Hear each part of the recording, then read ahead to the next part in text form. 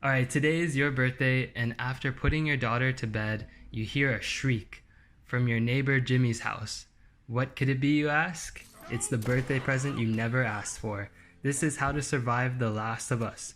Don't worry, this video doesn't cover anything from the sequel. In this video, I'm going to break down whether or not you, your average dude, will survive the tragic events that The Last of Us protagonist went through. Yes, the actual scenes from the game, and you don't have the same plot armor that Joel and Ellie have. Let's get started. What does everyone want to do when a deadly cordyceps fungus takes over the city you live in? Get the out. And that's exactly what you're trying to do. Naturally, your fight or flight instincts has kicked in after shooting your infected neighbor. Which, by the way, if you live in an area where it's not common to have a household firearm, you're already dead.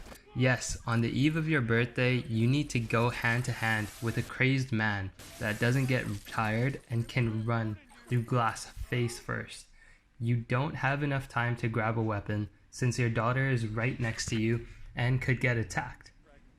So, even though you have a fully functioning conscience that can devise a plan of self-defense, you don't have the time to think. Even if you are very skilled in martial arts and MMA, which most people aren't, you need to stop the infected or runner from biting you, thus transferring the disease. This is something Mike Tyson probably couldn't even do. You're probably dead.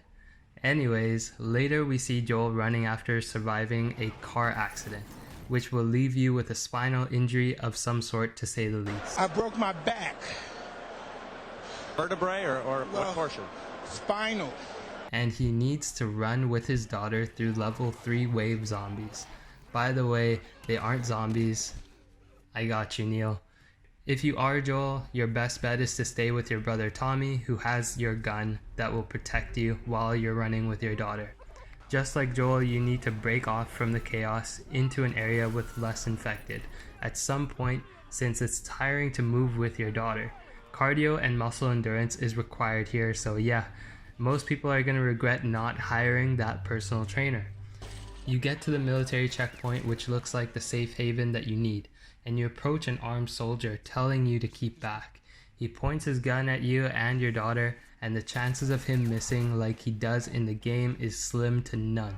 The military would at this point be eliminating any potential risks of infection, thus shooting you and your family on sight. On the slim chance he misses, your brother shoots him in the head, saving you but not your daughter.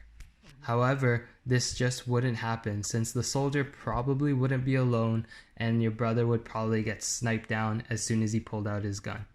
Man, this game is dark, but man, is it a great game because of that. It's been 20 years since the outbreak, so that puts you in your mid-40s, and now you need to smuggle a random girl who is immune to the infection through dark, muddy terrain surrounded by militia that will arrest you for being out past curfew, and just a bunch of infected, you know, the regular runners, clickers, stuff like that. Your first encounter is with the military, who is in the process of arresting you after they turn their advanced UAV on to find your ass. Joel and his companion Tess, who is with them, are able to shoot both soldiers in the head after the girl stabs one of the two soldiers while he is scanning them for the infection. Okay, even if the soldiers didn't properly detain you and disarm you all of your guns first, the soldier would be opening fire as soon as the girl pulled out her knife. So, there is really no surviving this. Just get arrested. Next, our protagonists need to move through a pitch black mall surrounded by runners and clickers. Clickers are the third stage of infection, rendering you blind but able to navigate through echolocation. So here, yes, you do have a slim chance of surviving, since you can throw bricks and bottles to distract your enemies. You have the ability to move stealthily and defend yourself with your gun as a last resort.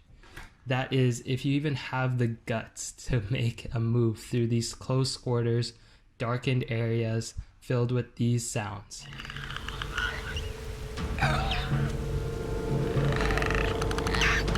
But let's just say you do.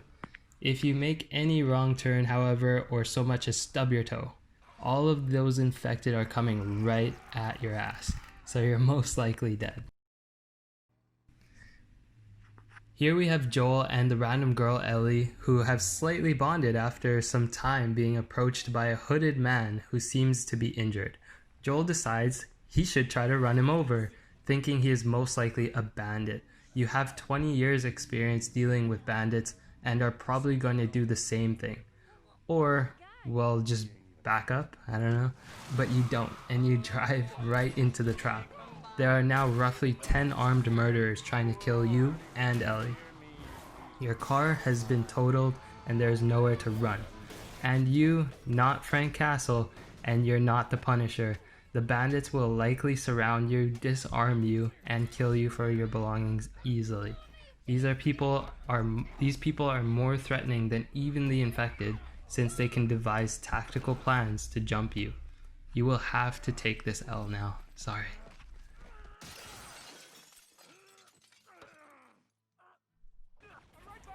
Okay, so the same guy from the helicopter in Uncharted 2 is trying to shoot you from the tank that's chasing after you. And your only route of escape is to jump off this damn bridge into a body of water.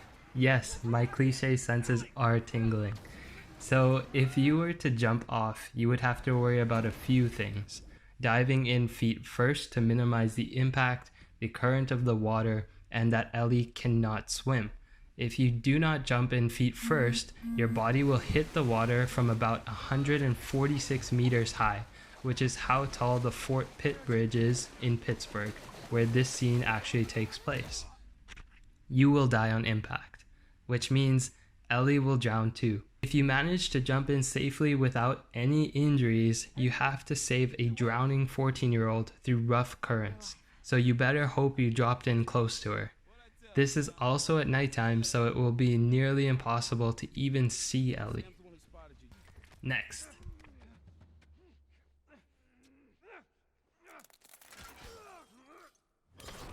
Bro. I'm gonna need you to pull. No, don't pull. Don't pull. You being Joel, your body will shut down immediately from the shock of this injury. Or you will be dead on impact from the 2-story drop onto roll bar, impaling your abdomen. Let's say you somehow not managed to kick the bucket, and your adrenaline from the fight kept you awake and nullifies the pain. Yeah, right.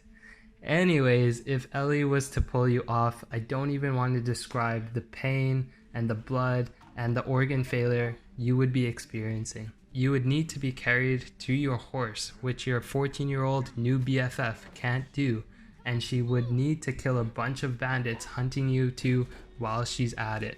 Sorry bro, there's just no getting out of this.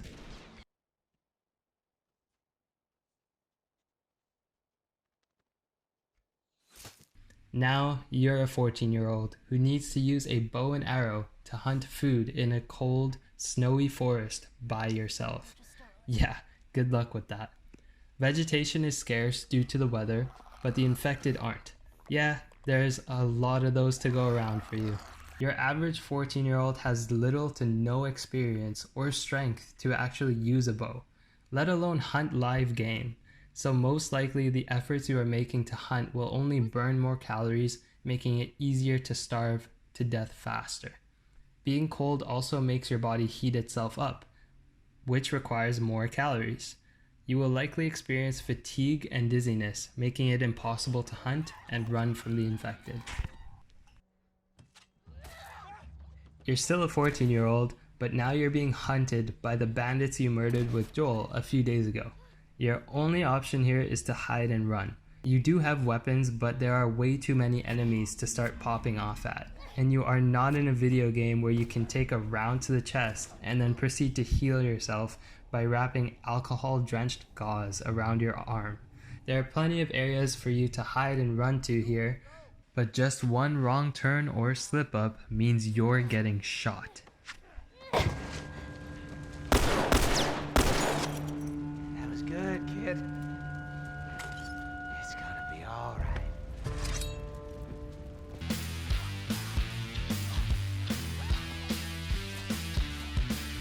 Skipping forward a few seasons, you are back to your mid-40s. The random girl that you met months ago has now become like a daughter to you. Your job now is to save her, from the Fireflies after you find out that they need to kill Ellie in order to reverse engineer a vaccine. The Fireflies are similar to a military group and have automatic weapons that you don't have. But I mean, you do have a flamethrower. But the hard truth about this is you wouldn't even get to try, since there is a guard marching you out of the building at gunpoint, which you would need to take out. This is one of the self-defense techniques you would need in order to do so. But you would need to have a lot of training like this under your belt to even attempt something like this. After you murk the guard, you need to take out about 20 or so armored and armed men, which will be impossible since a real gunfight will require way more ammo than the game ever gives you. And again, you aren't Frank Castle from The Punisher. I'll dance with you.